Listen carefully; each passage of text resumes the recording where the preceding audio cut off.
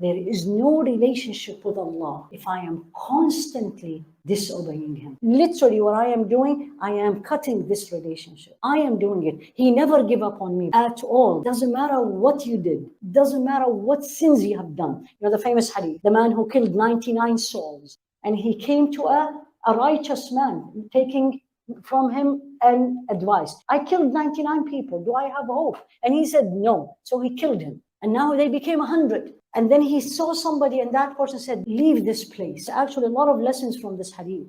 Is number one reason we disobey Allah is our environment. That's why he told him, leave. So he left. And he said, go to the other city, you'll be much better. Well, he died in the middle. He didn't get there.